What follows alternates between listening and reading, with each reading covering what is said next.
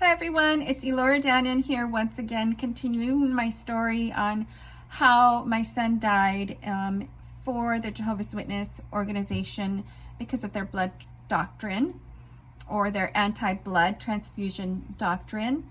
I want to start off by saying thank you to everybody who has been very supportive, and I think 95% of the comments have been very supportive. Some people are still trying to recruit on behalf of the Jehovah's Witness organization and defend their name, and a few just had dumb things to say, like it looked like my video was for the purpose of me trying to find a date. Yeah, so anyway, thank you all so much for your support. And again, I want to start off by saying that this video is not for the purposes of arguing biblical beliefs. We can argue religion the rest of our lives, and nobody will ever know the right answer. You got Baptists, you got Seventh-day Adventists, you got born-again Christians, and then you have all the other faiths. You got Muslims, Buddhists, Hinduism. You know, we could argue religion the rest of our lives and never really come to an agreement, or that battle will never end. So this is not about the freedom to have a religion and the freedom to choose how you want to worship God, a God, if any, or no God at all. This has nothing to do with that. This has to do with cult programming and how dangerous it is when you allow an organization to program you into being so convinced that what they're saying is real that you commit atrocities in the name of that organization or cult. Just like we have the religion called Heaven's Gates, where they taught that sex was love and you should be able to show love to everyone, and everybody should love each other sexually without limits, with no limits. And you should be able to have sex with whomever you want, if it's your child, your friend's wife, and it didn't matter what age they were, because sex was love. So it was a sex cult. Or you have the Scientology, where if you didn't agree with what the Scientology organization is teaching, Leah Remy talks about how you were kept imprisoned and you were beat, and they have barbed wire where you can't escape. I mean, these are the types of things that I'm talking about when it comes to a cult. I'm not talking about a religion where a religion teaches you to love and worship God and to be a good person morally. I'm talking about cults that control everything you do, from the food that you eat to how you should speak, from the moment that you wake up to the moment that you go to bed. You are continuously being programmed to think and to believe certain things, and your behavior has to be a certain way, and everything in your life is controlled. And that's a difference between a religion where it's free to love God, and if you go to church, you go to church, and if you don't go to church, you don't go to church. That's not what the Jehovah's Witness organization is at all. So continuing my story, after my son died, I held his body for 12 hours. I didn't want to let him go. I didn't want to put his body down because I knew that that was the last time I would ever hold him. So I was sitting in a grieving room, and there were witnesses that were coming in and out, in and out, in and out. And there were like 200 or 300 witnesses that came to say goodbye. And what was really sad is that my son died on the day that my in-laws had scheduled a surprise baby shower for us. You know, it was our first baby. It was their first grandbaby. So that's why so many witnesses were there on the day that he died. And since they couldn't go to the baby shower, they all went to the grieving room when I was holding my dead child. And every time I thought, maybe I should put him down now. Maybe I should say goodbye. I couldn't. It would scare me. So I would look around the room and I would tell everybody, I don't want to say goodbye. I don't want to put him down. And a sister from the hall, she was sitting next to me and she says, you don't have to put him down. You don't have to say goodbye. He's your baby. Hold him as long as you want. So I did. I held him for about 12 hours. And then he got really stiff. And he started to turn purple. And that's when I knew I had to put him down in the hospital bed and leave. Like I didn't want to remember my baby like that. I didn't. I couldn't move his arms anymore. I couldn't move his leg anymore. Rigor mortis had set in. It was time to say goodbye. So when we were leaving, I didn't drive to the hospital that day. I can't remember why I didn't have my car.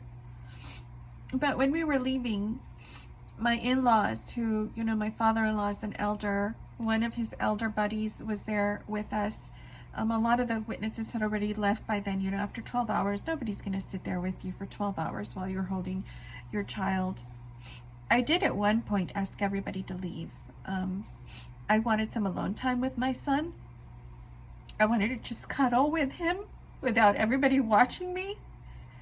So I told everybody, I need everybody to get out. So they did. They all got out. And right when I was gonna like lean back and just cuddle with my son for a little while, that's when the elder that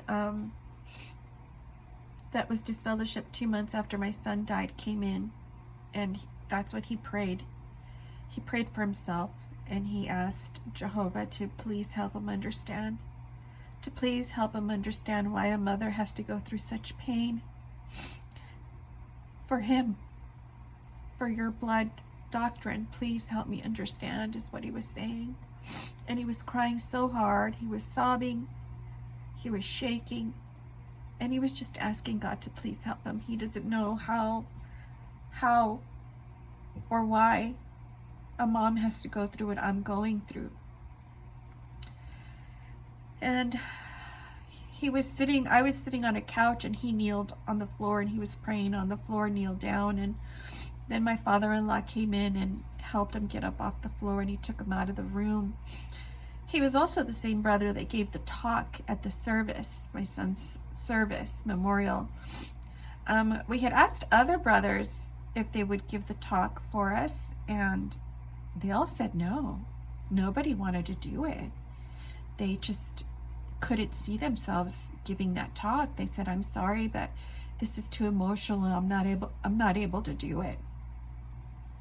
And that brother was the only one that was brave enough to give the talk. And that's why he announced, you know, he said it with such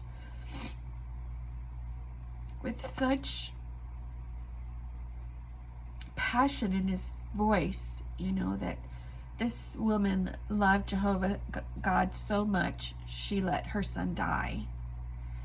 And he said, you know, how many of us can truly say that we are able to do that, that we're capable of doing that? And so that's when, you know, the whole congregation gasped. But anyway, after he prayed, we were going home, and another elder from another congregation was there. And instead of us going straight to the house, my in-laws took us to go eat at a restaurant, a fine dining restaurant, after I had just finished crying for 12 hours straight, holding a dead child in my arms. That was the first moment where I realized that witnesses are so desensitized. Witnesses are programmed to abandon their family, abandon their children, abandon their parents, abandon their siblings. They're so programmed to abandon their loved ones from one day to the next, boom, to just switch it off immediately, and that person is dead to you once they get disfellowshipped. So because they're already trained to feel that way over somebody that gets disfellowshipped, they feel that way over someone's death. They're ready to just put it out of their mind. You know, Jehovah's going to resurrect them. Oh, well. So we're sitting there at this restaurant with the elder and his wife and my in-laws, and they're talking to each other, and they're laughing, and they're telling jokes. And I remember my face was so swollen from crying so long. And I was sitting there and I couldn't hear them talking. I couldn't hear what they were saying. I couldn't hear a single word. And they were laughing, and I can see them laughing, but it was all silent, like no sound. And I could see everybody moving in slow motion. I was probably going into shock, but nobody cared. Nobody cared because you're just programmed to switch it off like that. In the Jehovah's Witness organization, once you get disfellowshipped, you are treated like you're dead. And that child or that family member has to be dead to you. So that's how you can just put it out of your mind so quickly. So that was the first thing that really shocked me. I really thought that, you know, most people would have more common sense. Like, take me home. Let me rest. Let me try to, I don't know, come to terms with what just happened, you know? So, anyway, after my son, I couldn't make it to the meetings like I was supposed to. I couldn't do it.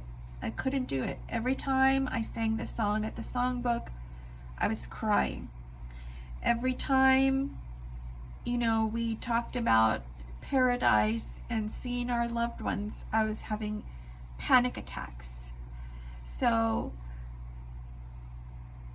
yeah, it just became harder and harder and harder for me to believe in God, or to believe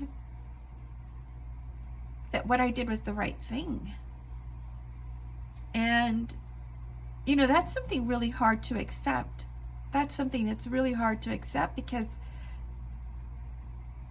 if you suddenly believe you didn't do the right thing, then your son died for no reason. Your son died because you're just stupid.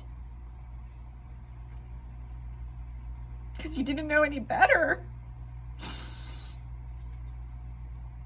So, 2 years later, I had my son, my second child. And when I had him, I really didn't want to go to the meetings, because I was scared that I would have to give up another child to the religion. And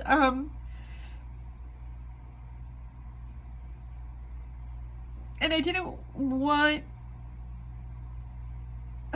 I was a paranoid mom. I guess I should start there. I was a paranoid mom. So my second child was born prematurely. And so I was always afraid. I was afraid that he was going to have heart problems like his older brother, that I was going to lose him too. I always thought that he was going to die on me. And I had the worst postpartum depression. I would hold him and pretend that he was my other son that had died, because I just wanted to remember what it was like to hold him, to feel his body, to feel his legs, to feel his arms.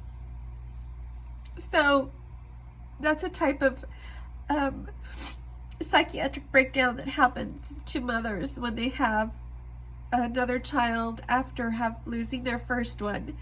They psychologically break, and they do believe, or try to imagine, that their new child is the one that they lost.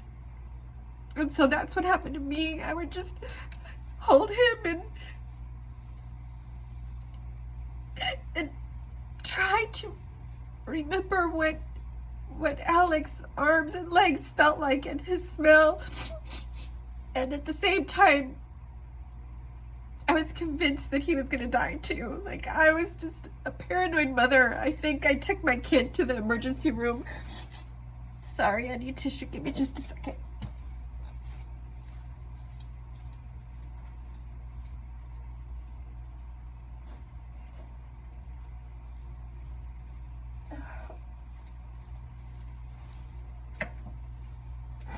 Oh my God, I said I wasn't going to cry, but I think I've told you guys already, that I never shared this. It's taken me 24 years to be able to tell this story. 24 years I kept it locked up, because who are you going to share this to? Do you share this to non-witnesses who have no idea, who call you a religious fanatic that killed your son? Or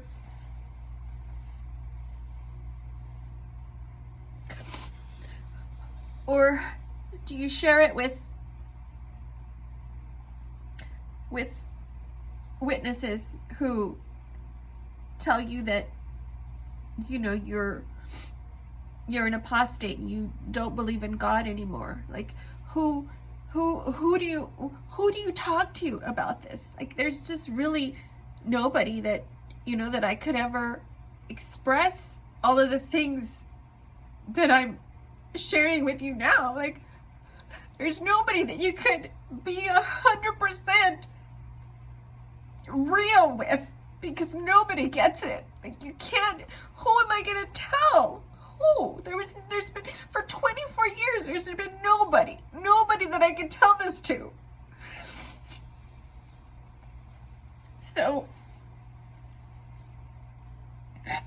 So when my second son was born, I kept taking him to the emergency room over and over again. He was a colicky baby. He was always crying. I swear, I think at least once a week, I was in urgent care or the emergency room, because I was in total panic that my son was going to die. It was awful. It was just this fear that he was just going to die any day now. He's going to die. And, there's something wrong with him too. So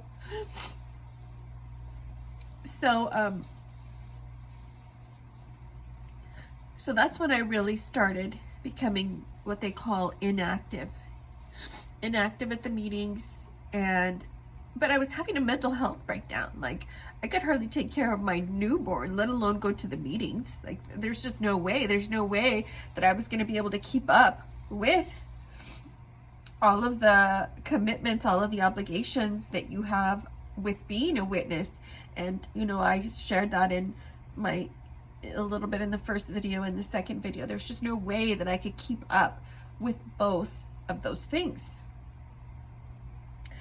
So that's when I became inactive, and that's when I heard, all the rumors about how I lost my faith.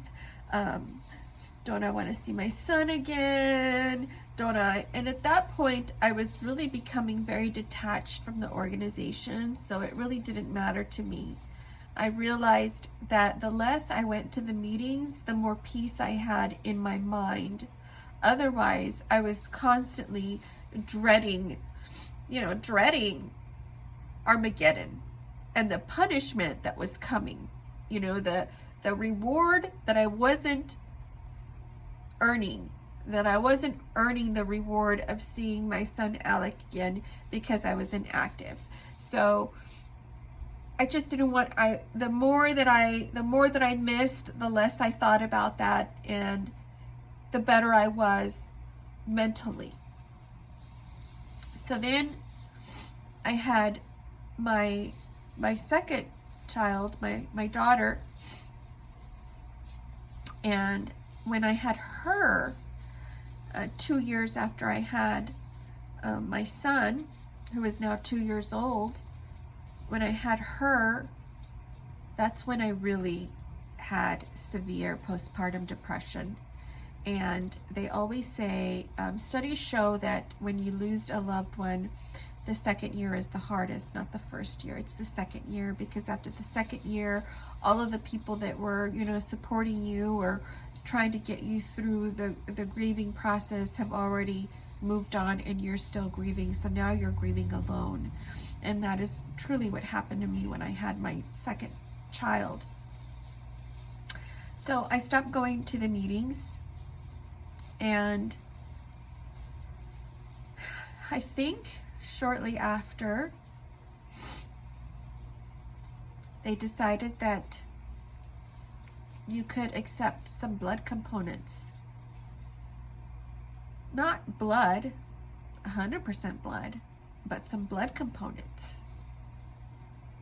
And I was like, what the fuck? How?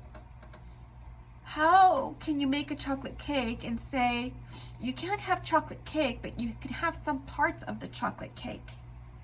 Like, it just doesn't make any sense. If you can't have blood, then so suddenly you can have some blood components, but you can't have a blood transfusion.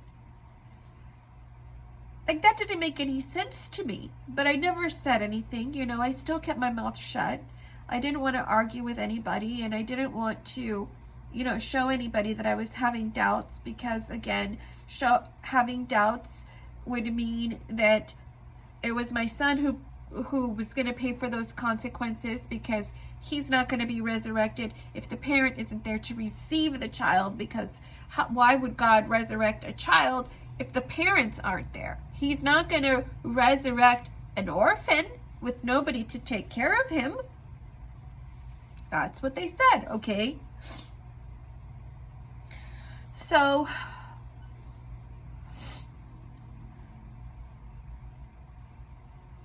when I had that mental breakdown, that's when I went to counseling without telling any of the witnesses that I was going to counseling. And that was really the first time that I was able to tell a living soul what I did. I told the therapist, that I was responsible for my son's death.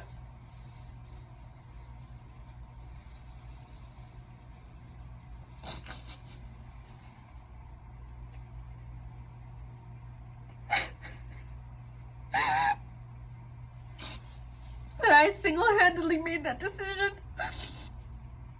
Not even my husband made that decision. He was in shock in the emergency room. He couldn't hear, he couldn't talk, he couldn't see. He did not make that decision. I did. And he was on Valium most of the time. He was just drugged up.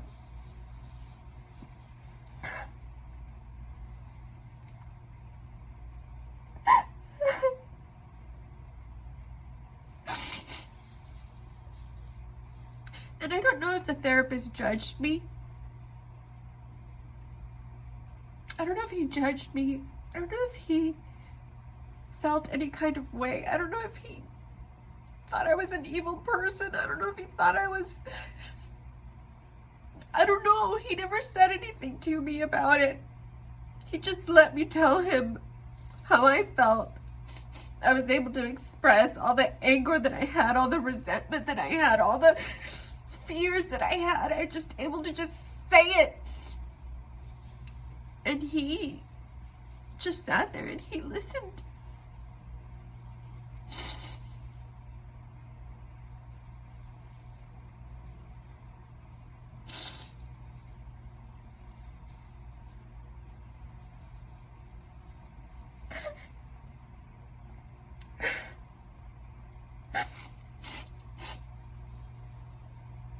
I don't know if I'll ever be able to forgive myself, honestly. Like, I wish I could, go back. Go back to those days. Go back.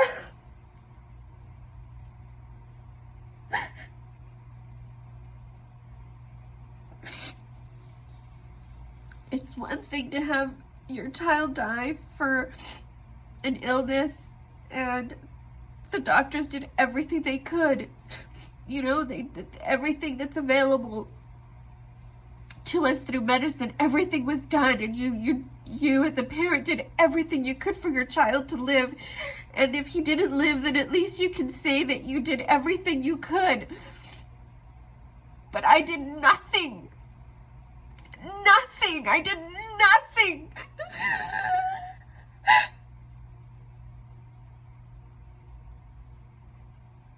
I did nothing at all. The hospital's hands were tied. I did nothing. Like, because the blood is sacred. The sanctity of blood is too great. You cannot violate that. But then 5 years later, the blood isn't that sacred anymore. The sanctity of blood is not as valuable as it was before, because now you can accept parts of it. Now you can't accept blood. You can accept particles of the blood. How? How is that possible? How do you go from blood is so sacred that you have to die to, okay, well, we changed our mind and you can get parts of it? Like, I can't even tell you how mad I was.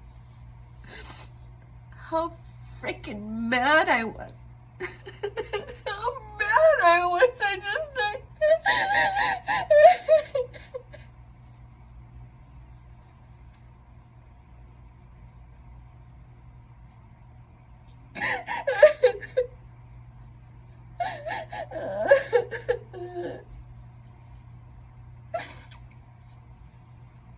I was so mad. So mad. I couldn't believe it. I kept rereading, reading. The old blood book that they used to have Jehovah's Witnesses and blood transfusions. I kept reading that, and I kept reading the new statement about what is allowed and why it's okay. And none of it made sense. Like, it didn't add up. It just didn't make any freaking sense to me. Like, how did this happen? How can this change?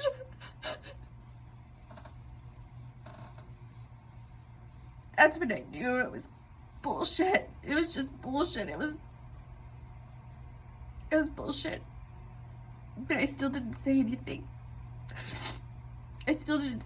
Because I thought that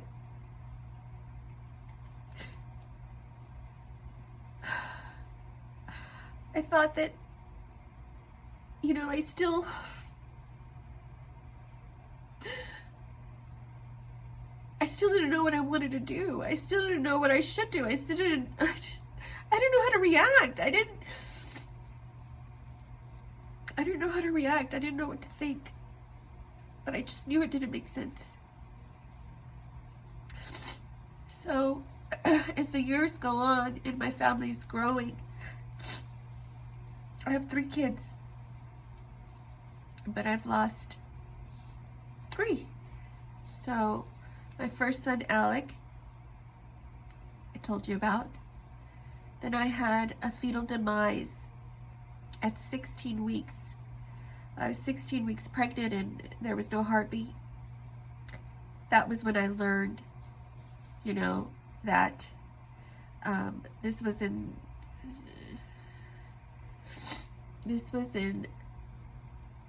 1990. I think it was in 2002. In 2002, that's when I learned that, you know, a fetal demise at 16 weeks, you know, there's no resurrection for a fetal demise because there is no, they weren't breathing. Life means breath, and if they haven't inhaled their first breath, they're not going to be resurrected. I did look that up because somebody asked me about it on my previous post, and I did find a watchtower. I went to jw.org, which I hate going there. But I went and I found a watchtower from 2009. My daughter died in 2000, my stillborn daughter. Well, I had the fetal demise and then I had the stillborn. So I had a fetal demise at 16 weeks and then I had a stillborn at 37 weeks. She choked on the umbilical cord.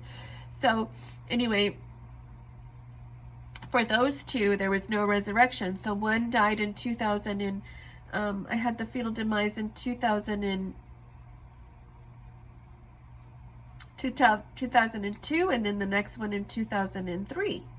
And so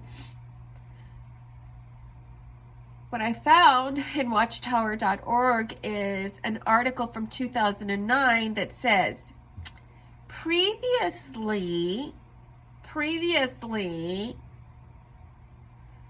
our journal indicated that there was no resurrection for a miscarriage or a stillborn.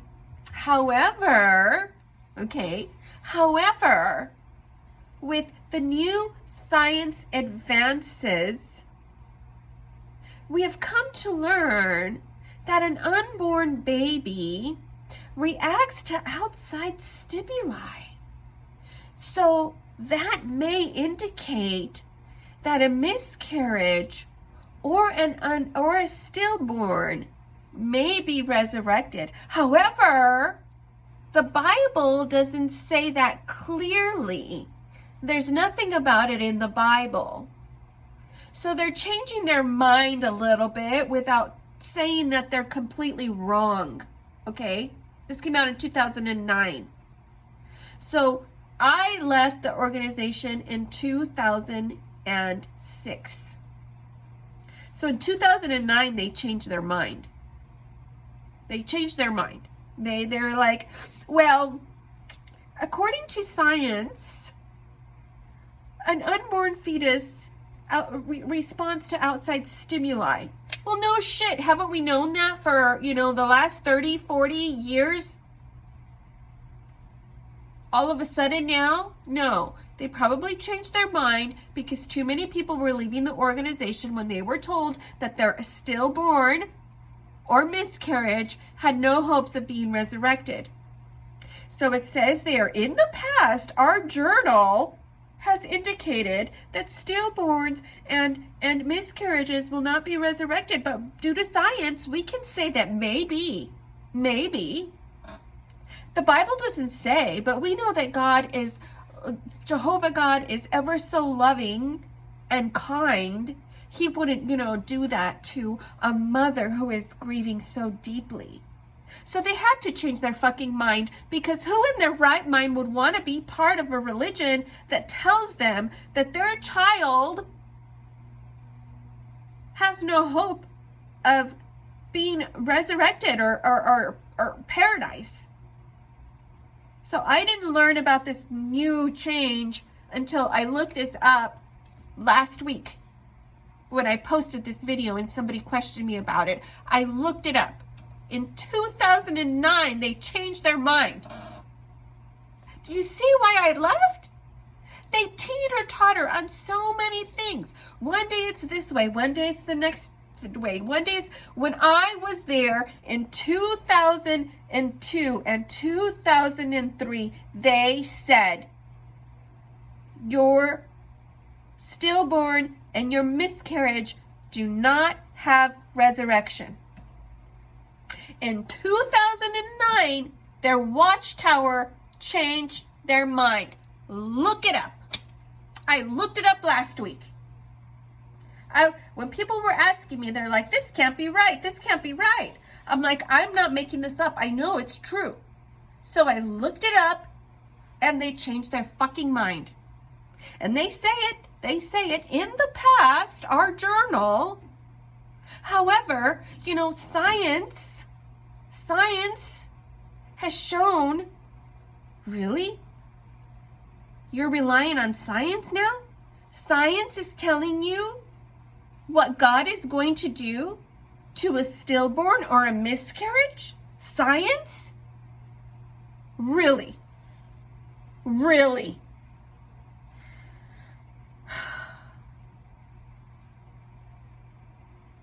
So frustrating. So frustrating. Like, you have no idea how mad I have been the last few days after I read that. It's so frustrating.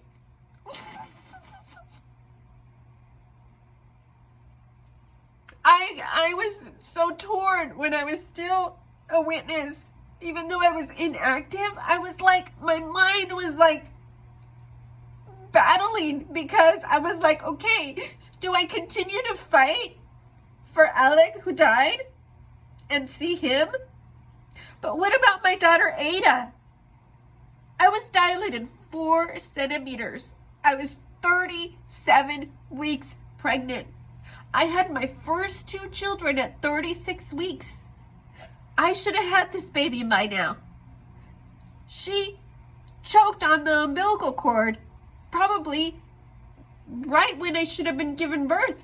I went to the emergency. I went to labor and delivery because I was having contractions. I was dilated to 4 centimeters. I was having contractions every 4 minutes. But guess what? There was no heartbeat. She choked on the umbilical cord. It strangled her. It was wrapped around her throat 4 times. But she doesn't get to be resurrected. I had to dress her. I had to name her. I had to bury her. But she doesn't get to be resurrected because she didn't breathe. She never took a breath. And then in 2009, they changed their fucking mind. I didn't know that. I didn't know that until I looked it up.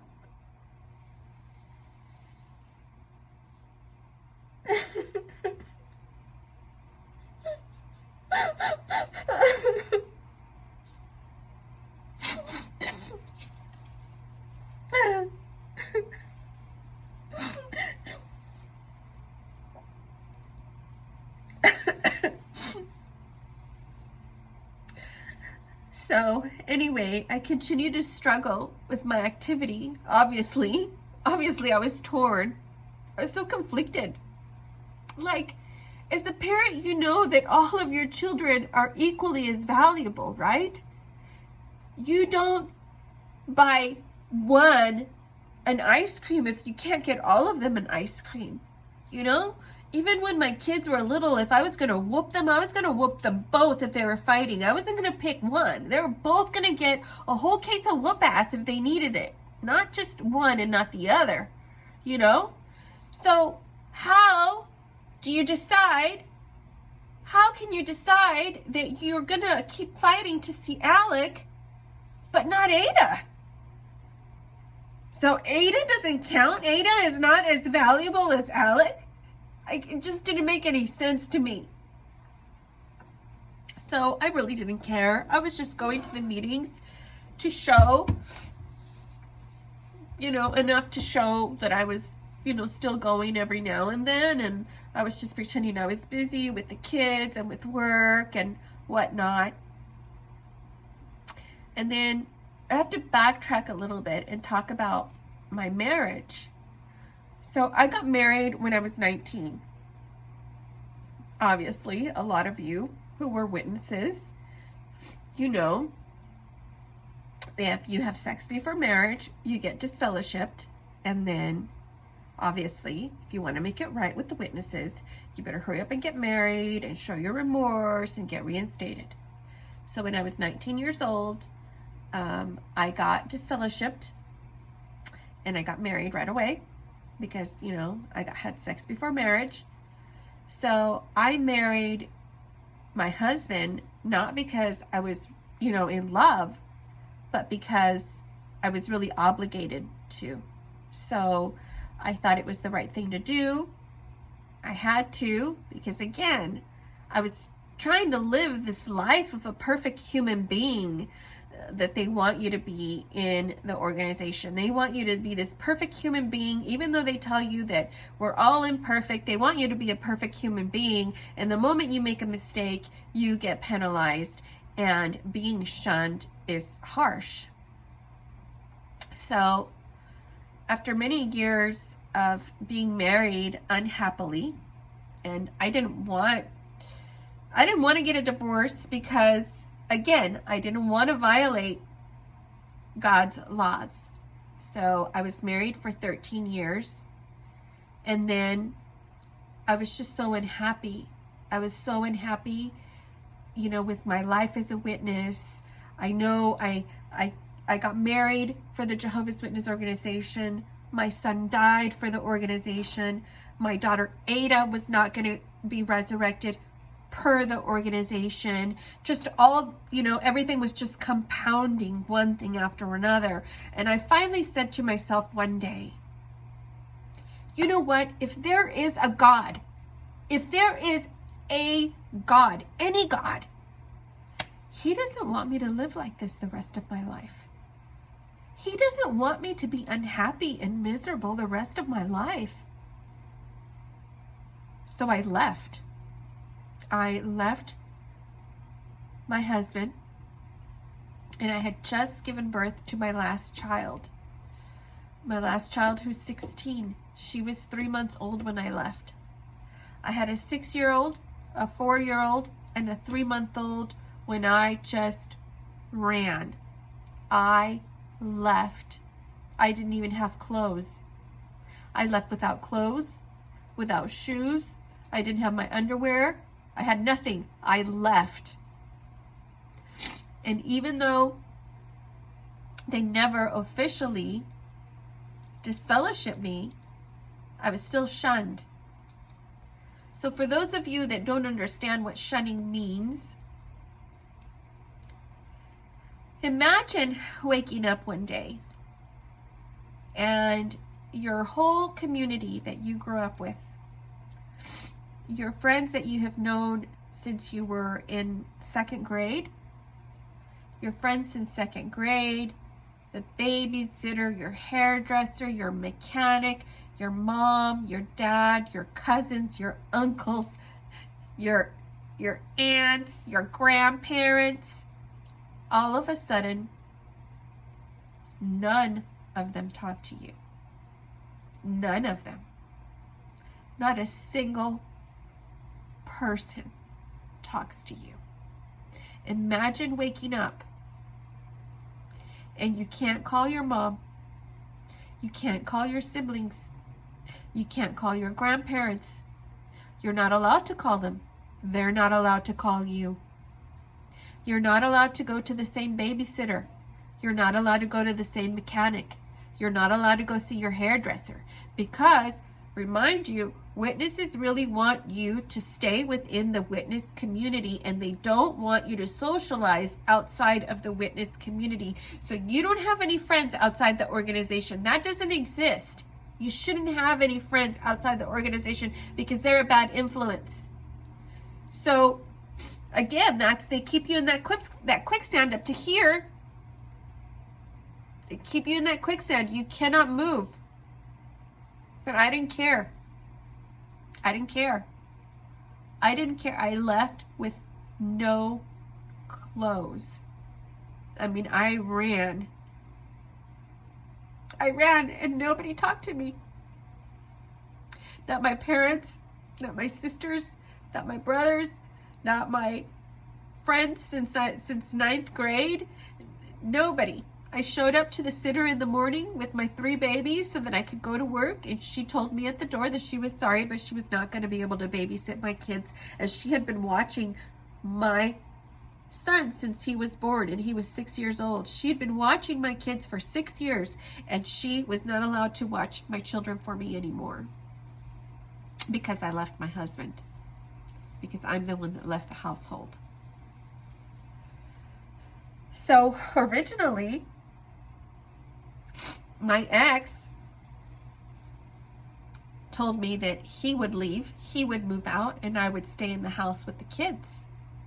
But after he talked to his parents, of course, the elder dad advised him that he should stay in the home and I should be the one to leave. That way, I'm the one that left the marriage, not him. Of course, they want to take sides with the elder's son. So I left, and let me tell you, it was a nightmare. It was a nightmare. You feel like you're in the twilight zone. In the twilight zone where you have nobody that you can talk to. Nobody that you can call. If you get a flat tire, if you're sick, if you need help with the kids, I mean, nothing. One time I ran out of gas and I had no money. So I was stuck at the gas station with no money and I didn't have anybody to call. I had not a single soul to call. A stranger gave me $6 so that I could put gas in the car and the kids and I could get home. One time I was so broke I couldn't even buy milk for cereal. I had to feed my kids cereal with water. Like, that's how alone you are. You have nobody. Nobody. But let me tell you that I would rather be alone a million times, and I would do it again in a heartbeat than to allow my children to grow up with a cult mentality. So, yeah, I was in that twilight zone. Nobody that I could talk to. No help from anyone. And that shunning affects a person so deeply that many commit suicide because it's harsh. Abandonment. If you guys research the psychological effects of abandonment, the psychological effects of abandonment are harder to treat than any other form of depression. That's how traumatic they are. I have 3 years of memory loss. 3 years of memory loss. I cannot remember anything for 3 years. It's a big blank. And when my kids would tell me, hey mom, do you remember when we did this and when we did that? Do you remember how we went here? I thought that my kids had a big imagination and they were making things up. So I would tell them, no, we didn't. We've never gone there. We've never done that. And then they would tell me, yes, we did, mom. Don't you remember? And I'm like, my kids, they're so imaginative. So eventually I just stopped arguing with them and I just used to think my kids were a little nutty because they were making things up, or maybe they used to have really vivid dreams and they were telling me that these dreams were real. I don't know. Until one day I realized that I had a coworker who told me that I planned her baby shower, and I have no recollection of planning her baby shower, but apparently I did. I planned her baby shower, I ordered the cake, the decorations, and I met her twin sister, and I've known her for 16 years, and I thought that I'd never met her twin sister, but apparently I met the twin sister at the baby shower that I planned, and I invited all her family. And I have zero recollection. There is nothing there. So in my brain, I also have nothing stored in here as far as Bible verses. I don't know any scriptures. It's all completely erased. And I think that erasing it all, eliminating it all from my brain, has allowed me to move on and to live without guilt.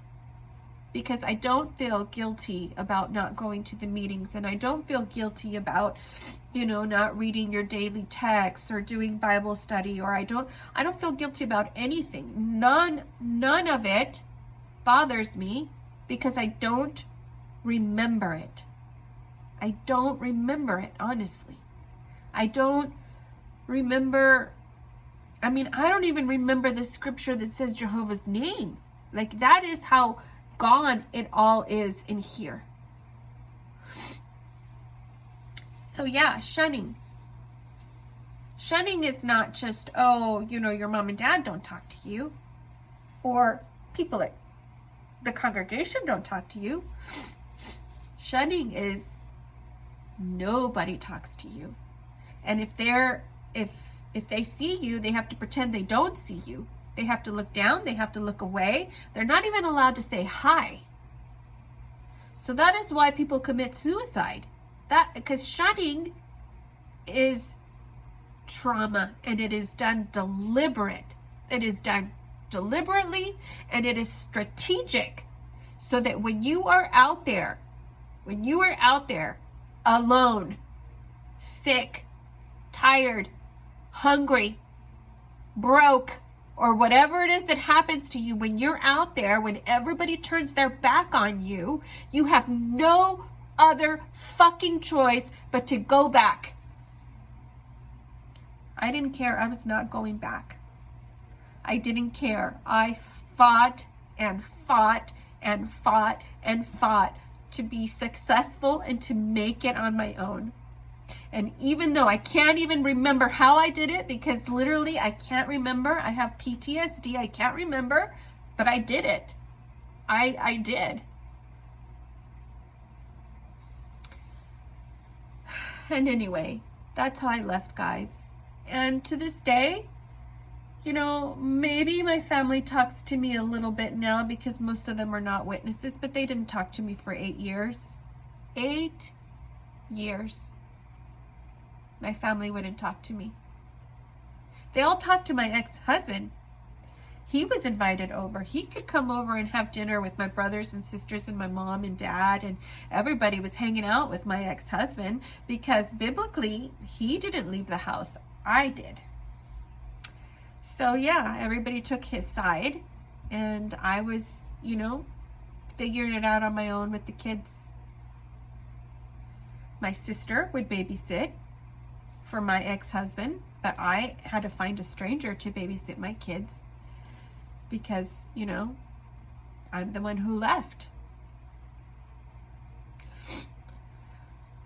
So that's it for today. Again, guys, I'm not editing this video. I'm just saying it, letting it out, and moving on. Thanks again for your support. And if there's anything else that you guys want to know, I can share with you. I probably left a lot of things out. I can't think right now what else I wanted to say, but that is how I left. I left with no clothes on my back. I just ran like a crazy person. I didn't take anything with me.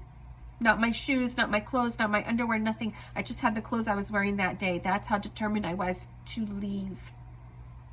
And the elders tried to talk to me before I was leaving.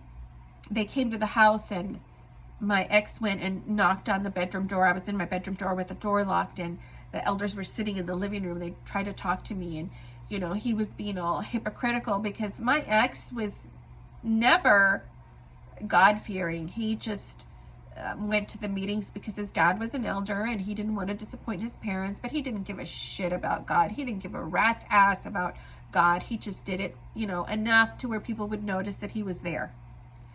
So now all of a sudden, you know, I'm trying to get a divorce. I'm trying to leave, and he has the elders, you know, come to the house. They want to, you know, read scriptures to me or whatever. And I didn't come out. I didn't come out of the bedroom. So I don't know how long they sat in the living room. I was like, I am not going to go out there and talk to them. I have nothing to say to them. They have nothing to say to me that's going to convince me to stay. You know, I already got into this marriage because of how they convinced me to get married. And it was the right thing to do. So I'm not going to let them manipulate me into doing something that I don't want to do based on doctrines that I don't believe in anymore. I just didn't believe anything they said anymore because everything was so wishy-washy. As soon as they changed the blood factor issue, I broke. They failed me. My religion failed me. They failed me. And I had enough. I was done. So maybe I'll post another video and talk about what it was like to be shunned when I was 19 years old. the preferential treatment that the son of an elder gets versus myself. But anyway, that is how I left. And, you know, this explains why so many witnesses have PTSD or mental health problems or commit suicide, because you're literally abandoned, and abandonment creates the worst type of depression, the hardest depression to treat. It's the most difficult form of depression to treat, and there has it's a very complex form of trauma. And so, yeah, that's what happened to me. I just, you know, the trauma from the abandonment, I have memory loss, almost like I had a head trauma, you know, like I had some kind of a blow to my head, or I had brain surgery, but I didn't. It's the mental trauma caused by a cult, because they deliberately create the hostile environment for you so that you have to run back and you cannot leave. And mothers and fathers who have lost a child the same way I did continue to keep their mouth shut because they still don't want to lose that opportunity of possibly seeing their child or their loved one in paradise. And that dangling carrot is how they control you, and that is why nobody speaks of what I shared with you.